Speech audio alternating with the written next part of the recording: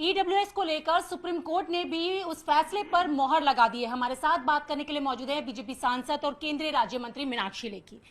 मीनाक्षी जी, जिस तरीके से ईडब्ल्यूएस को लेकर सुप्रीम कोर्ट का बड़ा फैसला आया है, किस तरीके से देखती हैं आप? बहुत ही अच्छा फैसला है। और सबसे बड़ी बात है कि जब हमारी सरकार आई 2014 में, तो प्रधानमंत्री जी ने लगातार ये बात कही और सबसे पहले ही कहा कि यह सरकार गरीबों को, पीड़ितों को समर्पित है।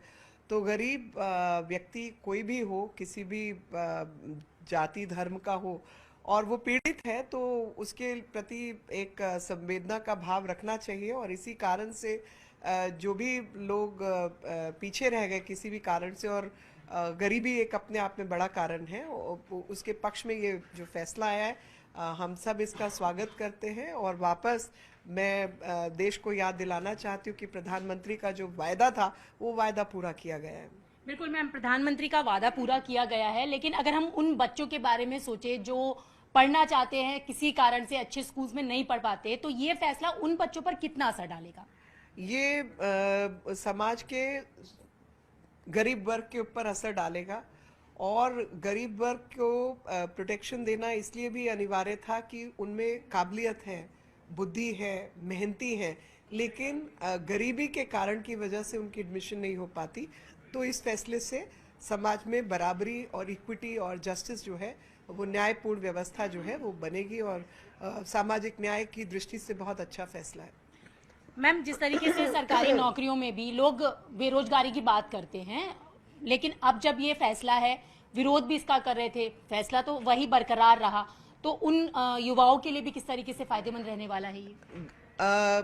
जो फैसला है, वो फैसला आपको बराबर होने का एक मौका दे रहा है। और उस बराबरी के मौके में अगर आपकी पढ़ाई लिखाई पूरी होती है, आप काबिल हैं, तो आप किसी भी कंपटीशन में पार्टिसिपेट करके अपने जीवन को जो है आगे बढ़ा सकते हैं। और आपको एक अपॉर्चुनिटी मिली है अपने आप को प्रूव करने की, तो ये बहुत ही अच्छा फैसला है।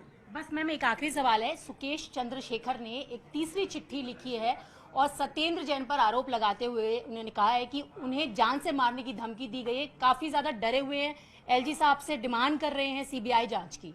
देखिए, सीबीआई जांच तो इस मामले में वैसे ही होनी चाहिए, क्योंकि जो दिल्ली एडमिनिस्ट्रेशन है, उसके हाथ में जो है ये पूरा जेल का प्रबंधन होता है।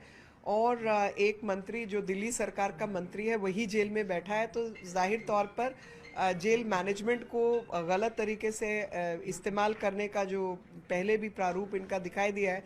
एक और जेल इनमेट ये उनके ऊपर डिटेल में बता रहा है कि कौन सी गाड़ी में बैठे, कहाँ मिले, कितने पैसे दिए, कौन कौन शामिल था। तो इसकी जांच तो होनी ही चाहिए, सीबीआई जांच प्रमुख रूप से होनी चाहिए। अरविंद केजरीवाल तो मैम अपने प्रचार में कुछ और ही बात कर रहे हैं। गुजरात में भी डेट्स को लेकर भी उन्होंने सवाल खड़े किए। क्या सवाल खड़े किए? कि एमसीडी के चुनाव उसी समय पर करवाए जा रहे हैं, उधर गुजरात भी कि प्रचार के लिए ना जा पाए क्योंकि वहां पे उनकी पॉपुलैरिटी जो है वो बढ़ रही है। मतलब जब प्रधानमंत्री जी पूरे देश के इलेक्शन प्रचार प्रसार करते हैं, तो वो डेट देख के तय होती है। वो तो इलेक्शन कमीशन तय करता है और उसके मुताबिक ही तय होता है कि क्या होगा। मतलब जो शेड्यूल है वो आपसे पूछ के तय होना चाहिए। तो वो इलेक्शन कमीशन की जो इंडिपेंडेंस है, उसको आप चैलेंज नहीं कर रहे हैं, आप मैनेज कीजिए जी। और आपके अलावा दिल्ली में कोई और नेता नहीं है आपके पास। तो आपने देखा, ये थी हमारे साथ बात करने के लिए केंद्रीय राज्य मंत्री मीनाक्षी लेखी, जिनका कहना है कि ईडब्ल्यूएस पर सुप्रीम कोर्ट के फैसले का स्वागत करते हैं। कैमरा पर्सन योगेंद्र के साथ रचना, न्यूज़ 18 दिल्ली।